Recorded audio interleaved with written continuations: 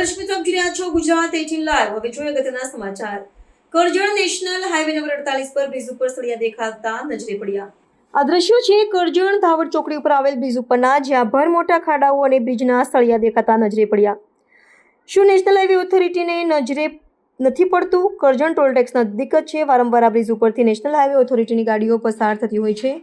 શું આ લોકોને દેખાતું નથી કે પછી આ ખાડા કાન કરી દીધા છે? કોઈ બાઇક સવાર આ ખાડાઓના લીધે નુકસાન થશે કે પછી કોઈ ભારદારી વાહનને નુકસાન થશે, તો જવાબદાર કોણ? નેશનલ હાઈવે ઓથોરિટી તાત્કાલિક આ બ્રિજને ધ્યાને લઈ કામગીરી કરે।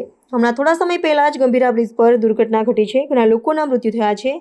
આવી બીજી કોઈ ઘટના ઘટે નહીં, જેને ધ્યાને લઈને સરકાર પણ આ બ્રિજ પર તાત્કાલિક કામગીરી કરે। તાલુકા વિસ્તારમાં આવેલ નેશનલ હાઈવે નંબર 48 કે ત્યાં ધાવડ ચોકડી આવેલી છે અને ધાવડ ચોકડીની ઉપર બ્રિજ પસાર થઈ રહ્યો છે। ત્યાં બ્રિજની ઉપર મોટા ખાડા પડી ગયા છે અને બ્રિજના બે રોડની વચ્ચે સળિયા પણ દેખાઈ રહ્યા છે। તો નેશનલ હાઈવે ઓથોરિટી અને સરકારી તંત્ર એટલું કહેવા માગું છું કે આ જે ખાડા પડી ગયા છે એને તાત્કાલિક જોવામાં આવે અને જે બ્રિજ પર જે ગેપ પડી ગઈ છે ને સળિયા દેખાઈ રહ્યા છે એ પણ પૂર્ણ કરવામાં આવે, જેથી કરીને કોઈ દુર્ઘટના ઘટે નહીં।